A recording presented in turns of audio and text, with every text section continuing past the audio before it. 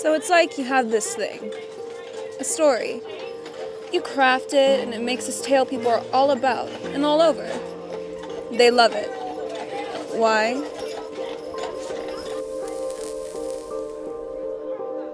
Because the ending. You have to have the perfect ending. That ending where everything you want, you get. The guy gets the girl, the bad guy goes to jail, and all the orphans get adopted, and everyone is happy. Nobody complains. But if you want a story people will really react to,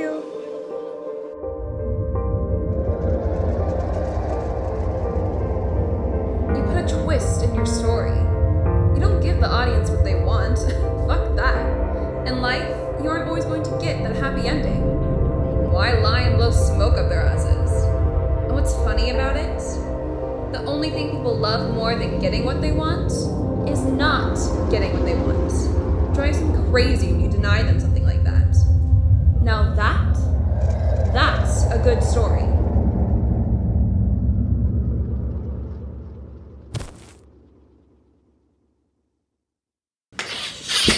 Oh, Jesus! Is something wrong?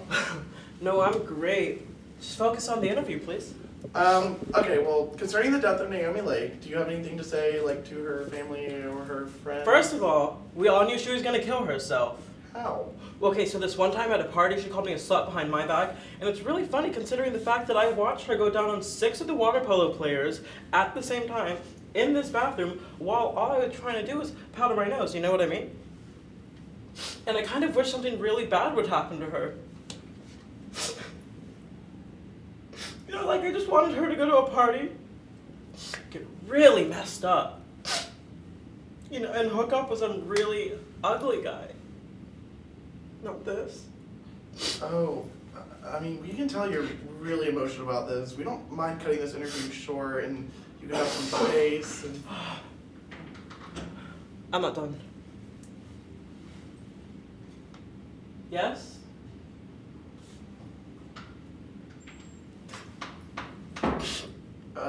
Okay. Okay.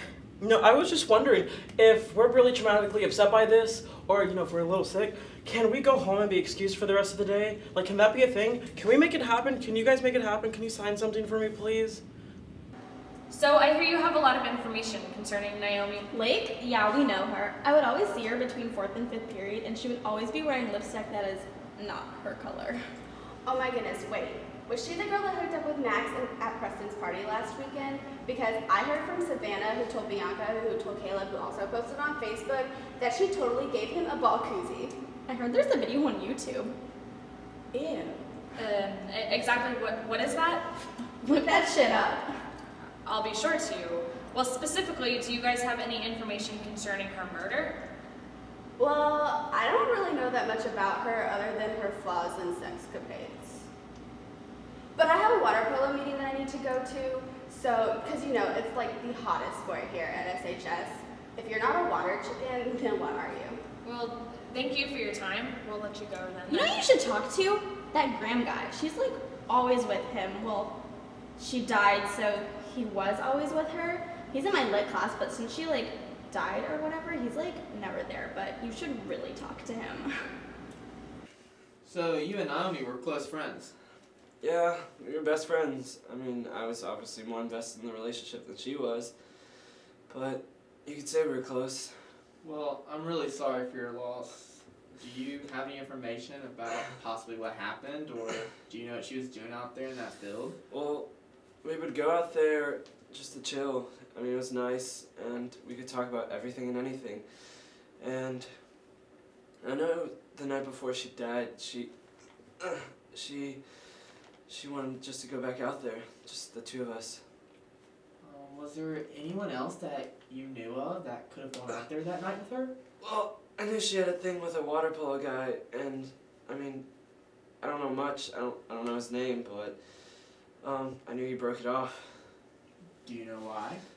Well, she didn't have the best reputation with guys, and she was one of those girls who always found love in the wrong places, and you know, she was basically like any high school girl that you know, but You know, she was different. She was beautiful, and you know, when it rained, Naomi shined, and I didn't think it was possible to love a girl as much as I did. Yeah. Excuse me.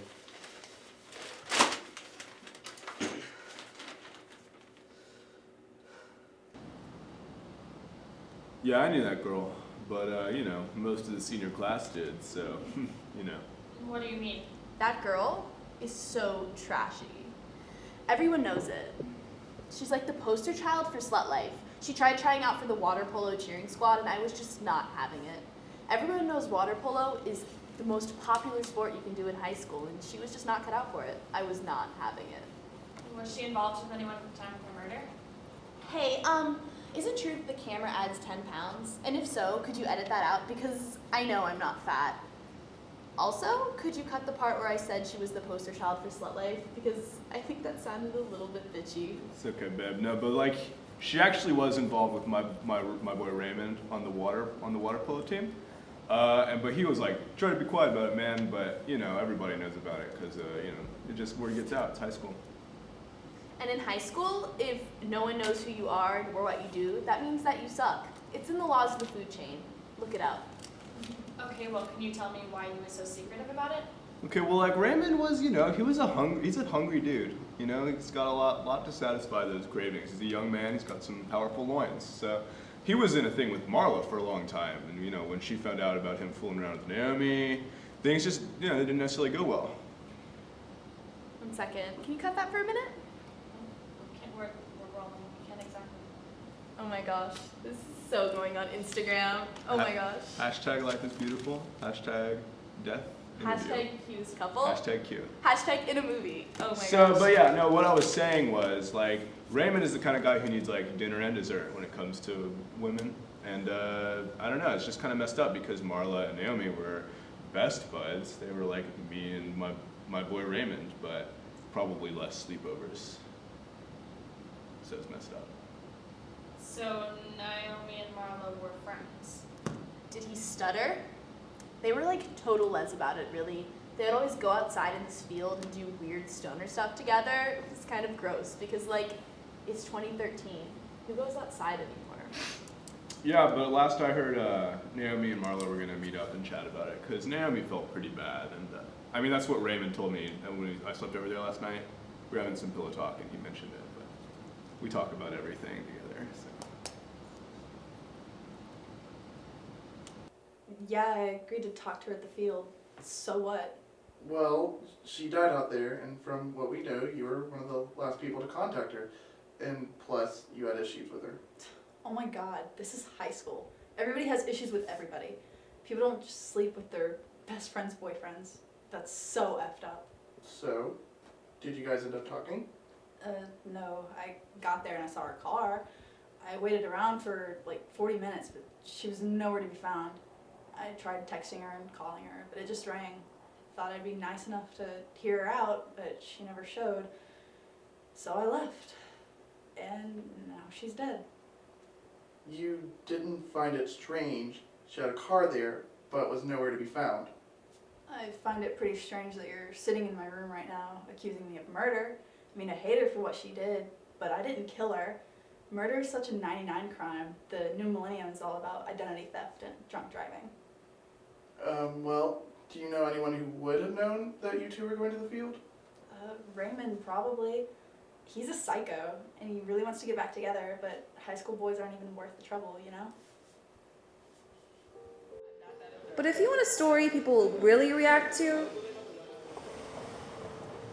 you put a twist in your story. You don't give the audience what they want. Fuck that. In life, you're not always gonna get those happy endings. So why lie to them and blow smoke up their asses? And what's funny about it? The one thing people love more than getting what they want is not getting what they want. It drives people crazy when you deny them something like that. Now that's a good story. That's the way the world works. So why did you do it? Why did I lie? Think about it. All of these houses are the exact same. All of these passing cars. It's like these pathetic people live on their boring lives and do the exact same thing every day. And it's like they wait for God or some bullshit to do something about it. But I say, why not play God? Don't be the puppet. Be the puppet master. And I knew my death wouldn't be anything big or huge. I knew I wasn't going to have a tree named after me or a dance in my honor. I knew the water polo team wasn't going to do a little synchronized swimming for me. I just knew it would be another event people experience and forget. I was curious to see who actually stopped and stood back and realized something besides the fact they had a test today that they didn't study for. And did anybody? Yeah, you did. Us? You tried for answers. You asked people how they felt. You saw my death as this event, not just a footnote on what happened at school today. But they found a body, and you were identified. You know what kind of a girl I am. I look for love in all the wrong places. Well, I found a very friendly officer who gave me some good advice and inside help. For a price. Faking your death has never been so easy. You know, you set up your pawns, you put up your board, and checkmate. So what are you gonna do now? Whatever I want. Well, because I can. I think that's the best part of it. I control everything now. Who's to stop me? Meanwhile, you and all the other tweens of America can rot away in high school. A room where kids who think they are so unique and different are shoveled together only to spend 4 years pretending to be like one another. What is there to miss? The only thing to miss from that high school is a water polo team. How sad is that? I don't understand. I don't understand why you'd go through all that trouble. I mean, you know you can't live a normal life. Have you ever done something just because you knew you could? You should try it sometime. There's nothing sexier than power. And free will.